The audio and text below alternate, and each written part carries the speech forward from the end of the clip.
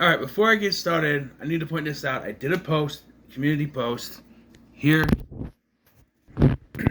Look what's back. My filming apparatus. Let me explain. So, my tripod was already kind of going. I had it duct taped together. And it was still working fine. But then last night, that being Monday night, the 21st of October, I decided to try to use my tripod as a fly swatter. It did not work, and it broke. I never said I was a genius. Shut up. So I reconstructed my filming apparatus, and that's where we are. So I have this. With that in mind, it is time to enter the cage. Kinda. I think this is the first in a Halloween horror month that I've done that, but it's still kind of. I am over my cold, but it lingers. Fucking lingers. So, we're talking about Longlegs, which is a movie I heard a whole bunch of stuff about. It's one of those movies that gets hyped, and in this case, overhyped. It's one of the, they say it's one of the scariest movies ever made. Why did they come out with that? Why did they say that? It's never, ever. I'll even argue that The Exorcist is not even one of the scariest movies ever made. Yes, there's some creepy stuff in that movie, but I still think that sentiment is overhyped. This movie completely overhyped with that sentiment because it's not even, I don't know. And despite that, Nicolas Cage's name is on the front cover. He's not really second billed. And on the back of the case it says, and Nicolas Cage's Longlegs. But despite the fact that this really, when you're watching the trailers and the TV spots, it hypes up Michael Monroe and Nicolas Cage. The movie's called Longlegs. Nicolas Cage is playing Longlegs. He's in this movie about 10-15 minutes total, if even. You know what I mean? It's like Buffalo Bill in The Silence of the Lambs, but with Nicolas Cage dialing it up to freaking 50,000. Yeah. And it stars Michael Monroe as an FBI agent who's trying to track down these killers that are committing familicide, where it appears that the family is killed and then the dad slits their throat. That seems to be what it is. Not only is this a very unlikely scenario just for the whole familicide situation, but when it comes to in America in general, you are really pushing a limit as to how many families have the mother-father family situation. Because in movies and TV shows, that is a trope that is way overdone, where everybody has a mother and a father, one child, two children, happy family situation. And that is far beyond the normal of America. Some people are divorced. They portray that. Some people have single parents. They portray that in movies and TV shows. But more often than not, a lot of the times, there is the one mother, one father situation. There are some shows that kind of mess with that, like say Drake and Josh, where it's a mother and a stepfather, or a stepmother and a father, case with Josh, sort of situation. iCarly has the older brother taking care of the younger sister, because that's all one parenting, really, because the dad is in the military, and then Freddie's mom is a single mother. Same thing with Sam's mom. The whole thing. Gibby, I don't know about Gibby. His dad might be in the picture. His grandpa's in the picture. I know that. But like, a lot of shows, though, especially like in the 90s, you have these mother, father, children. Kenan and Kel had that. Even Kel's never seen parents. He had a mother and a father. I'm saying that all these victims are the father killing the mother and the children, and it's all around the 14th of a month and the kid's 9th or 10th birthday. Also, she's a psychic. She's psychic, not a sidekick. Psychic. Like, she has premonitions. But they suck, because one of the first things that we see is her and her partner going to a place where she says this this is where it's happening, and her partner sort of scoffs it off and knocks on the door and immediately gets shot in the face. And I'm like, okay, this is a vision, right? She's going to see it, and then she's going to stop it. No, her psychic visions are never treated as such within the film. It's very vague in a way. Like, there is a sort of explanation as to why she gets them, but it's still very vague once we get to the explanation. And also, I was very confused by the math in this. So, there was a prologue with Nicolas Cage's Longlegs. It's obscured, so you just see the bottom of his face, but it's clearly him talking to a little girl in 1974. This is revealed to be Maika Monroe's character, Lee, and I went, wait, that math doesn't add up. Maika Monroe is 31 years old. If she was a kid, if she was 9 in 1974, that would make her over 50 years old. Huh?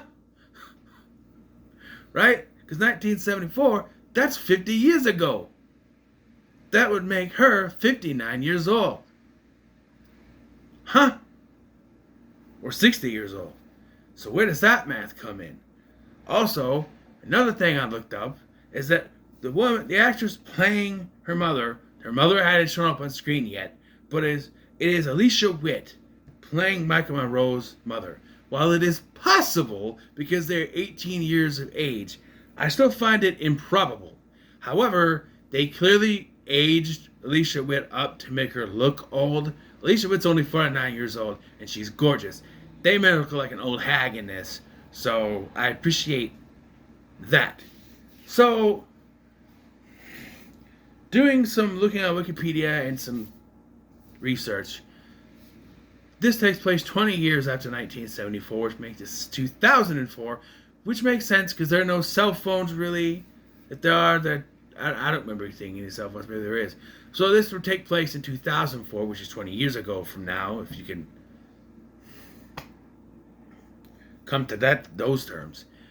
So it's 2004, which makes the math should be 29, going to be 30. Okay, that makes sense. So, yeah. So that math now works. Because later, when they reveal that was her, I'm like, because they go through this whole movie, and I'm like, there's this little girl at the beginning, and at the end there's a big reveal, and in that reveal there's a flashback to that scene where it's revealed that it's actually her that Longlegs was talking to, and I was just like, what kind of math is this? And that's when I looked up Wikipedia, and it says 20 years, the 1974 thing, and in 20 years, and I'm like, okay, it's 2004. Got it. I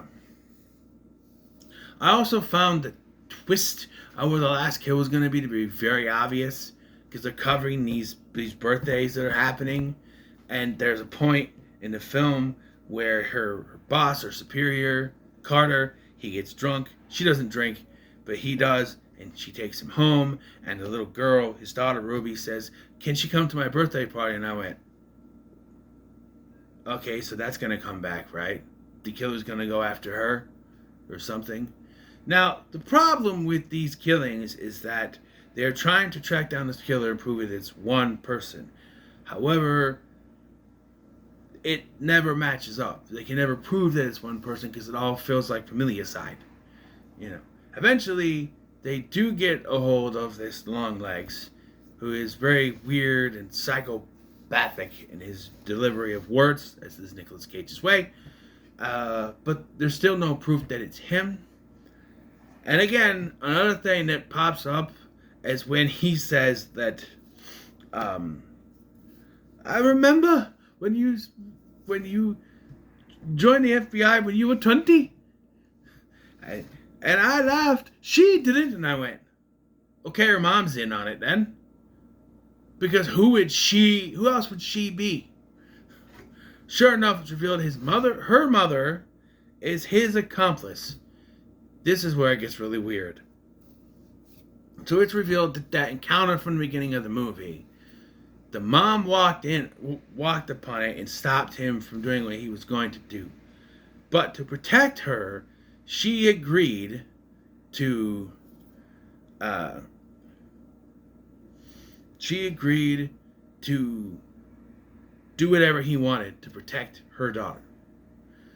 Now, it is at first assumed that she's doing this, that they reveal that the dolls that he makes that look like the kids are what controls the parents to do this familiar side thing. It possesses them. The devil possesses them or something. So I at first assumed, oh, so the mother was under his control, that's why. But at one point, she shoots the daughter doll, which is also implied to be the reason why she has these visions in the first place. She shoots it. And this is before it's revealed that she's really the accomplice, because she ends up at Carter's house, still doing the bidding, even though he's behind bars, gonna rot in jail. She's still going to finish. There's no reason to.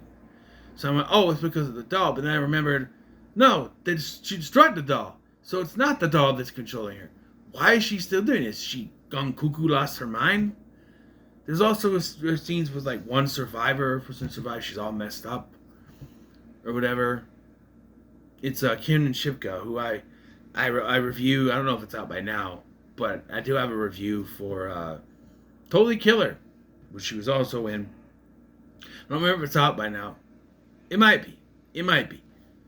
If it is, go watch it. This is a bonus review, by the way.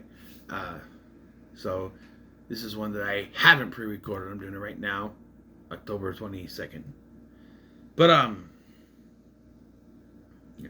So she realizes that the final death in this whole thing that's going to finish up Longlegs' mission is Ruby and Carter and that family. But as soon as she shows up, things are already really weird. They're all acting off because she's already opened the doll. Her mom is there. When she tries to tell him that, the guy's just like, sit down. And then it's, this lost me. Because she's like, we should cut the cake. He goes, yes, the cakes. I need something to cut the cakes. And he grabs a knife. Will you come with me to cut the cakes? Yes, we'll be right back.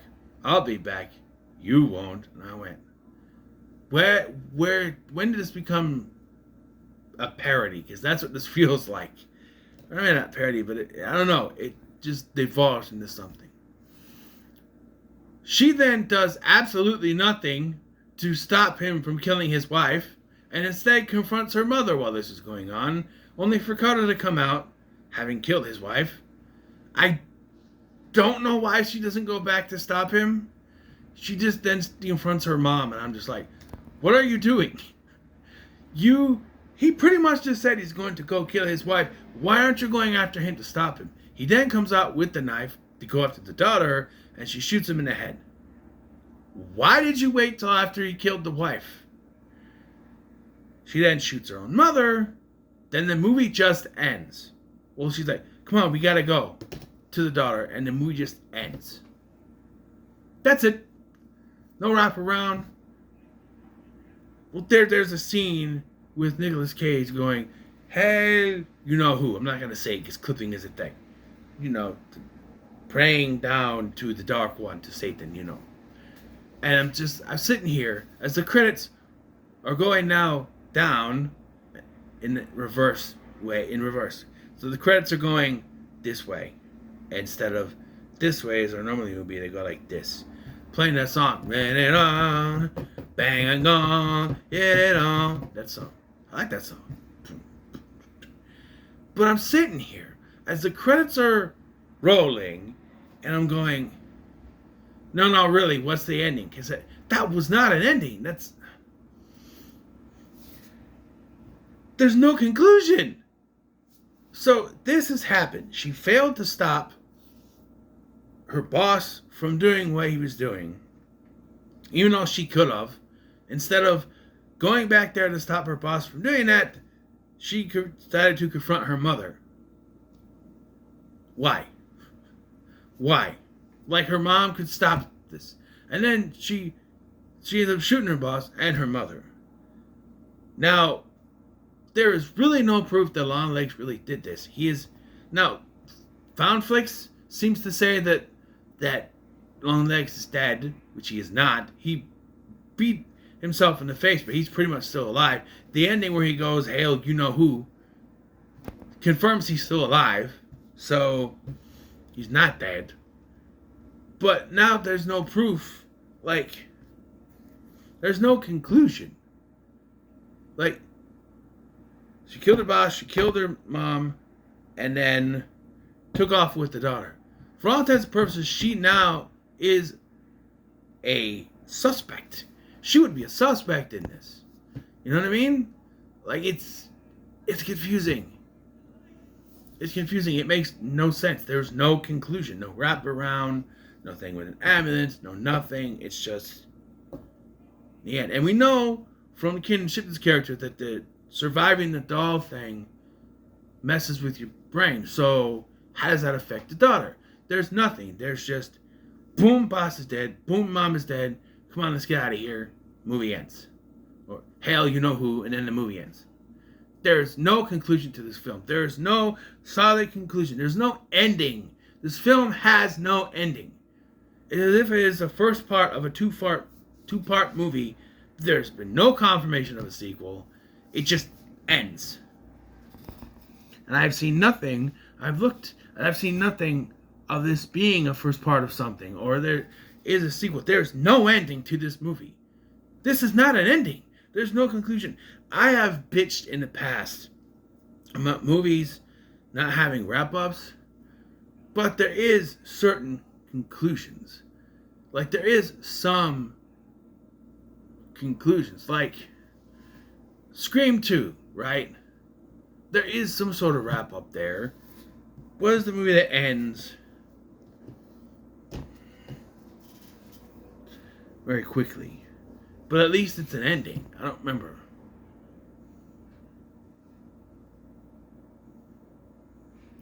From Beyond has a very quick ending where they find Barbara Crampton and she's laughing hysterically. That's not a conclusive ending, but everything else has been crossed. All the other characters are dead. She's the only one left. You can end from there. This, you have characters that are not dead, but there's no real conclusion. She hasn't proved that Longlegs was behind all these, because I don't believe in the spookiness. And now, there's no real explanation other than what hearsay her mom has said. She could go back to the FBI and tell them that her mom was his accomplice. But when they ask, oh, did she confirm she was working with Longlegs? And no. Well, and then, she killed her own mom, so that there's no way she can confirm it. They're going to have to let him prove that this was Longlegs, that he was behind it. I don't know. I know that there's that lair in her mom's basement, but can she still prove that was his lair, though? If anything, it's going to prove she was behind it. And they'll just write it up, I don't know. It's very confusing. I'll give it a high middle of the road. There's some enjoyable parts. The cinematography is kind of weird. And the sound design is also kind of weird. It's an overall weird movie. When they flash back to the 1970s, they do this weird thing where they sort of crop it in a 4.3, but it's done as if it's like not a slideshow, but an old, like, 8mm film thing or whatever, like an old 70s film. It's interesting. And being that this takes place in 2004, why couldn't they just have it in 4.3? A lot of the stuff they watch is in 4.3 because they didn't have HD yet. But this is a DVD, so it's in widescreen. But still, they had widescreen 2004, I guess. But yeah, I don't know. This didn't sit with me the way I thought it would. It was a little, I wouldn't say disappointing. Confusing, yes. A little disappointing, maybe. I don't know. But yeah. Especially for a Nicolas Cage fan, and he's barely in this. There's the beginning, there's a scene where they arrest him, there's a flashback, there's a couple other scenes, like 3 or 4 scenes in the movie that he pops up, which all comes together for maybe 15 minutes. 15 minutes of the runtime total. Not a lot for Nicolas Cage when you're advertising him in this movie and all the trailers and everything. I feel like he just did that to get us to go see the movie because we thought Nicolas Cage was going to be in it. And when you get there, Nicolas Cage fans go, that's bullshit. Because he's barely in a damn movie. So, yeah. So what are your thoughts on Longlegs? Let me know in the comments below. Make sure to like, share, and subscribe. Did you guys also think it was getting Longlegs was going to have to do with the spider? Because I did. I was waiting for a spider to show up or something. But no. He's called Longlegs, and then he makes a reference. I got my long legs on. Is it supposed to be like Long Johns or something? I don't know. Thank you for watching. I've been Sky, and I'll see you in the next one.